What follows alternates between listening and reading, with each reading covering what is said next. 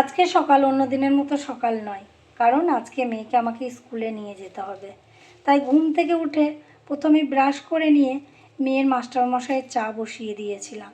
মেয়ের মাস্টারমশাইয়ের চাটা মেয়ের বাবাকে বললাম দিয়ে এসো, আর আমি এদিকে আমাদের চা বসাই।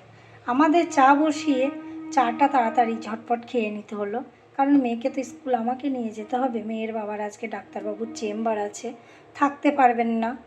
তাই উঠে প্রথমে চা খাওয়ার পরে আটা মেখে রেখে দিলাম, মেয়ের স্কুলে টিফিন করতে হবে।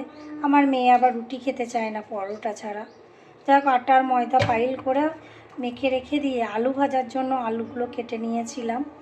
কেটে নেওয়ার পরে আলুগুলো ভেজে মেয়ের একদিকে ভাতও বসিয়ে দিয়েছিলাম, ভাতও হয়ে গেছিলো। নিচে গিয়ে দেখি স্কুটিতে তেল নেই, মাথা গরম হয়ে গেল। বড়মশাইকে ফোন করলাম, বললো না আছে দেখো অল্প। যাই হোক, ওইভাবেই মেয়েকে শর্টকাটের রাস্তা দিয়ে স্কুলে নিয়ে গেলাম। ওখানে আমাদের পরে বাজার, স্টেশন বাজারে মাছ বিক্রি হচ্ছিল। আমি চিন্তা করেছিলাম আজকে ডিমের কারি করব বাড়ি এসে, কিন্তু দেখলাম মাছ বিক্রি হচ্ছে, তাহলে আমি আমার মতো করে একটু মাছ কিনে নিই। ওদের আর ডিমের কারি করব না, ওদেরকে ডিম ভেজে দেবো বাবা মেয়েকে। তাই আমি আমার পছন্দের মাছ নিয়ে চলে আসলাম। এই মাছ আপনারা কে কে খান অবশ্যই বলবেন। আমার তো খুব খেতে ভালোই লাগে, আমার দারুণ লাগে খেতে।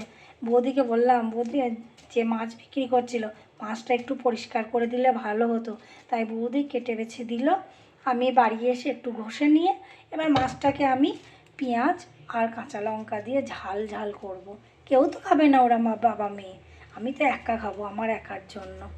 এবার একাই আছি বাড়িতে, কি করব, তাই ভাবলাম মাছটাও বাছি আর আপনাদের সাথে দুটো গল্পও করি, আমার একটা ভিডিও হয়ে যাবে। এই দেখুন মাছটা, এই মাছটা খেতে আমার কিন্তু খুবই ভালো লাগে। আপনাদের কার কেমন লাগে সেটা আমি বলতে পারবো না, সেটা আপনারা বলবেন আমাকে কমেন্টের দ্বারা। আর এই যে মাছটা মাছটা যেখানে রেখেছি এটা হচ্ছে মাটির পাত্র।